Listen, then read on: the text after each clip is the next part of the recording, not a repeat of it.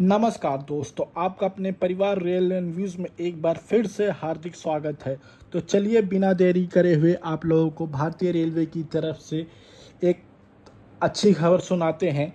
तो जैसा कि आप लोगों को पता ही है कि भारतीय रेलवे अपने वंदे भारत के मोड में पूरा आ चुकी है।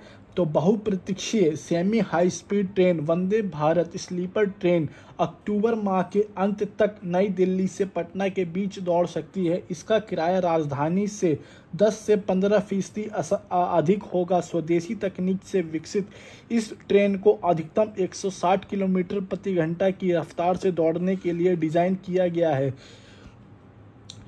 दिल्ली पटना के बीच दौड़ेगी पहली Vande Bharat sleeper train. Rail मंत्री अश्विनी वैष्णव ने मंगलवार को कहा कि 15 अक्टूबर तक दूसरी वंदे भारत स्लीपर ट्रेन तैयार हो जाने के बाद इस ट्रेन को शुरू कर दिया जाएगा।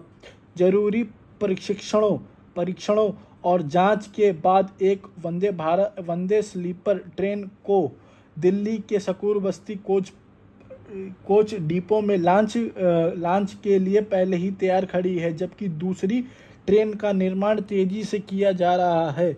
रेल मंत्री ने कहा है कि नियमित ट्रेन सेवा शुरू करने के लिए 2 रेक अप एंड डाउन की दरकार होती है, इसीलिए हम दूसरी रेक का इंतजार कर रहे हैं। इसीलिए उस वक्त ट्रेन को किसी भी मार्ग पर चलाया जा सकता है। हालांकि रेल मंत्रालय के गलियारों में यह चर्चा है कि आगामी चुनाव के मद्देनजर प्रधानमंत्री देश की पहली वंदे भारत स्लीपर ट्रेन दिल्ली पटना के बीच चलाने की घोषणा कर सकते हैं।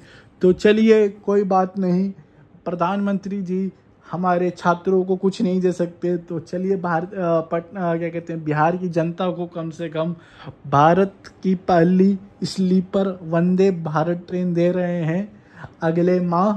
चुनावी का एक जुमला। जय हिंद, जय भारत।